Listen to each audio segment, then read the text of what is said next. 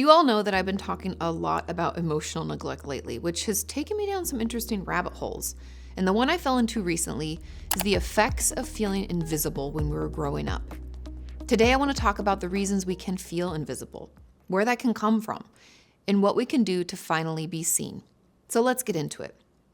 Feeling invisible can mean that when we walk into a room, no one looks up, or we can raise our hand to ask a question and be overlooked. It can feel like no matter how much we speak up or try to get someone's attention, they simply move on as if we didn't say anything at all. This constant disregard for our existence can be painful and exhausting. It can erode our self-worth and cause us to feel constantly lonely. For many of us, this comes from childhood, and more specifically, due to childhood emotional neglect. When we are raised to feel like our wants and needs aren't important, or perhaps we were abused when we did speak up for ourselves, it can lead to us believing that in order to be safe and okay, we have to be invisible. According to psychiatrist Daniel J. Siegel and social worker Tina Payne Bryson, children need an adult who consistently shows up for them. And they say that doesn't even take much time. Instead, it just requires acting in ways that ensure a child feels the 4 S's. Safe, seen, soothed, and secure. In an article posted in the New York Times, Siegel and Bryson share that in a world of intensive hyper-parenting, that third S, seen, often seems to get left behind. We all know we should keep our kids safe and secure, and most of us believe we should soothe them when they're upset. But what about really seeing them? You know the cliches of the dad who pushes his disinterested son to be an athlete, or the mom who rides her child to make straight A's, regardless of the child's inclinations. These parents are failing to see who their kids really are. If they happen occasionally over the course of childhood, they won't make a huge difference. No one can truly see a child 100% of the time. But over time, the child's sense of not being seen can not only harm the child, but the parent and the relationship. Being seen is incredibly important. When we're clearly and honestly seen by our parents, we're then able to see ourselves for who we are. If they see us as too needy or too emotional, then we see ourselves in that way. It's like our parents are the first people we turn to in order to develop our self-image and understand who we are.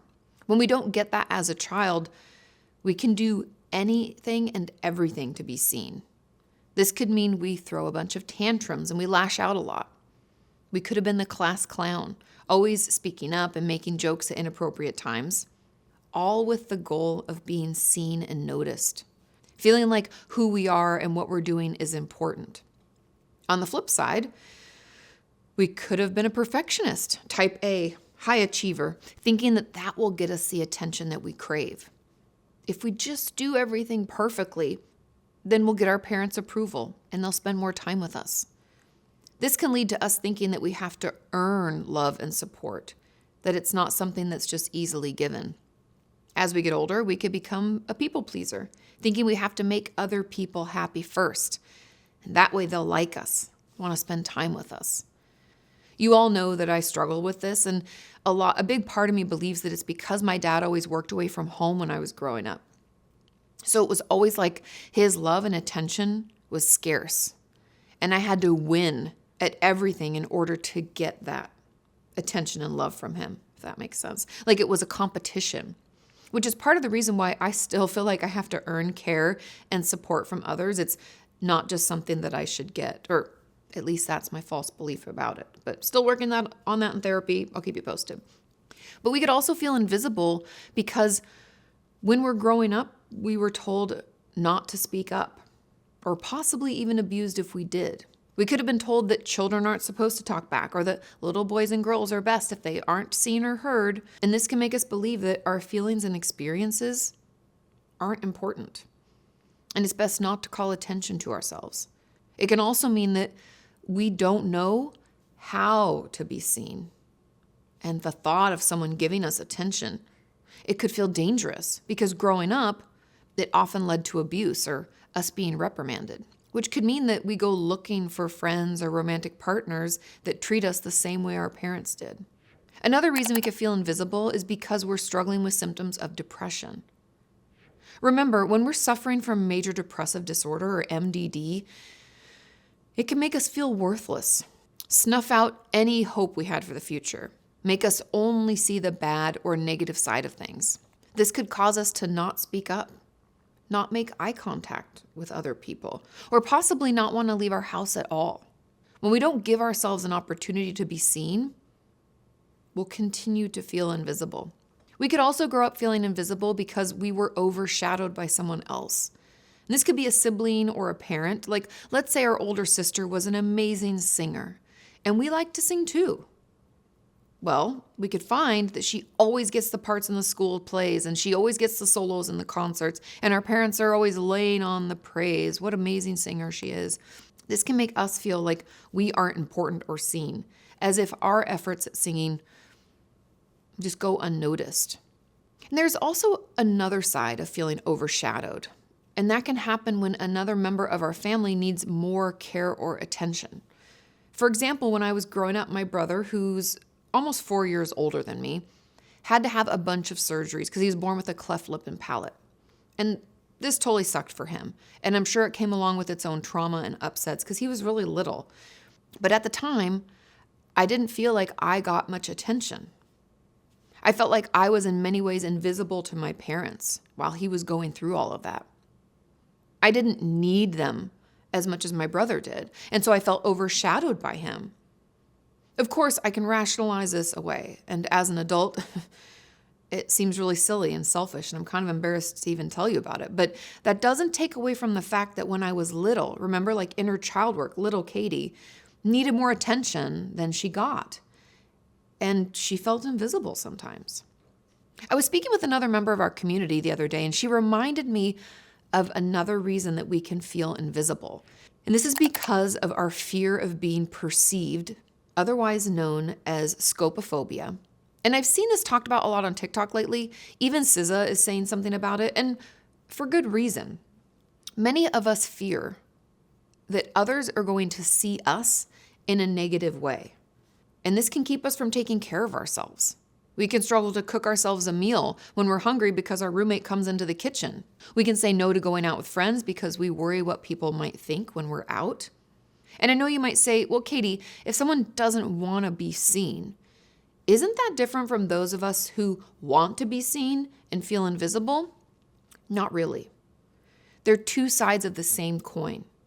Some people will do anything for attention or to be seen, and others will prefer to be invisible to protect others from our quote unquote wrongness or make sure that people don't see us negatively. Either way, we feel invisible. We just have different reasons for it. Almost like some of us could have anxious attachment while others can struggle with avoidant attachment.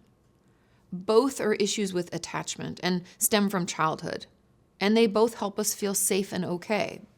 But they can look totally different. In essence, us feeling invisible, whether we like that feeling or not, is the way we cope with what's going on for us. I've also seen people completely shut down and go into what is called learned helplessness as a result of feeling invisible for a long period of time. Learned helplessness was initially used to label the failure of certain laboratory animals to escape or avoid shock. Despite giving an opportunity subsequent to earlier exposure to unavoidable shock. Now the term has been applied to the failure of human beings to pursue, utilize, or acquire adaptive instrumental responses. This means that we have fought and fought to be seen, and we still feel invisible. After years of trying and trying, we give up.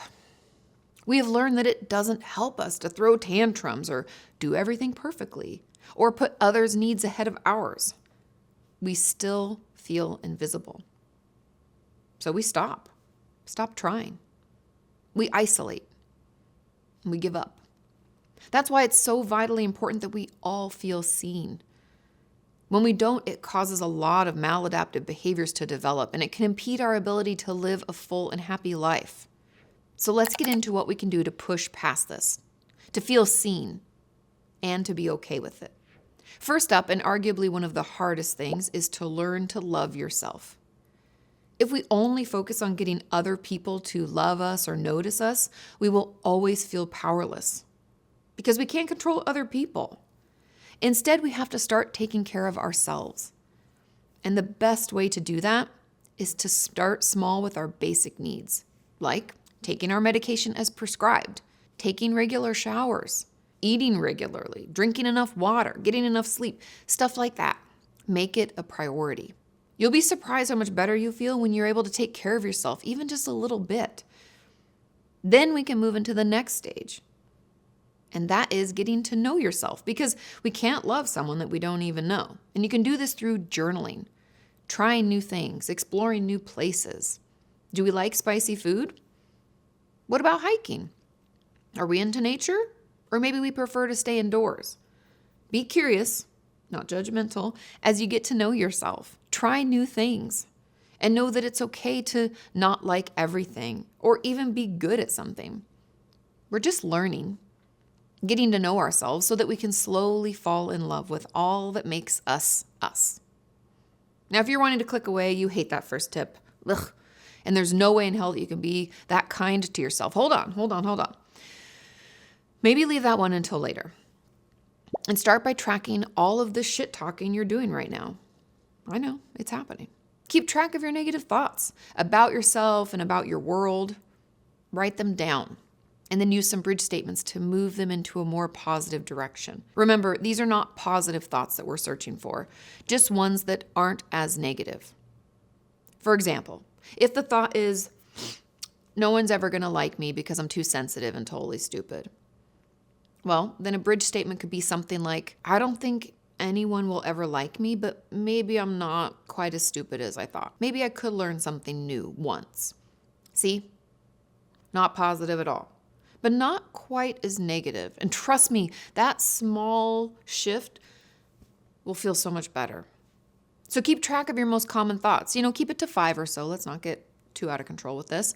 And argue back with some less negative thoughts so that we can slowly build a bridge to a more positive place. Next, and possibly just as tricky, is to learn to see yourself. As you learn about your likes and dislikes and you take note of them, journal about what you're learning and why you think you like some of those things and not others. Spend time with people who feel good to you and like a breath in. What is it you like about them? What makes them so enjoyable to be around? And if you don't have a relationship like that, take some time to figure out what that would look like. What traits would someone have? What would you like doing together? And just like the previous tip, use some of those bridge statements if you find your brain getting stuck in a negative thought cycle, okay? Start paying attention to the things that make you you. You could even start noticing what you maybe like about yourself or what other people compliment you on. See if you agree or not, and why. Take some time to be a detective about you, who you are, what makes you tick, and see what you find. Another tip is to check your facts. We often have thoughts about who we are or what's true and not true, and we have these thoughts so many times that we think they're facts. But thoughts are not facts. I'm going to say that again. Thoughts are not facts. And having them more than once doesn't make them a fact. Thoughts are things we don't have a ton of control over, and they can pop into our head for various reasons. So it's best that we don't take them too seriously. Instead, acknowledge the thought. Let's say my thought is, this is never going to work. I'm always going to feel invisible. My life is over. Well, notice that thought. Interesting thought. What are my facts? Well, I can't see into the future, so we don't know if it's going to work out or not. And my life is actually still happening right now, so it's not over. So no facts to support it being that way. We could feel bad. Okay, that part could be true. And this could be difficult, but we will only know that if we try it. Checking our facts can help us see things for how they really are, instead of the assumptions that we're making about them. Next, we can take stock of all the good deeds that other people have done for us. And these don't have to be big things. I want you to think about anything kind that someone has done for you. Did someone hold the door open for you? Someone tell you they liked your hair, clothing, music you were listening to? Did someone help you out with something? I know this can seem silly, or maybe it's hard to do, but trust me, people, maybe even strangers, have done kind things for you. So let's take note of them. What this does is it helps prove to our brain that some people do see us. They come to our aid and they treat us with kindness. Over time, this can help show us that it's not all bad, and maybe our feelings of invisibility aren't as true as they once were. Maybe that feeling comes from childhood, but it isn't happening currently.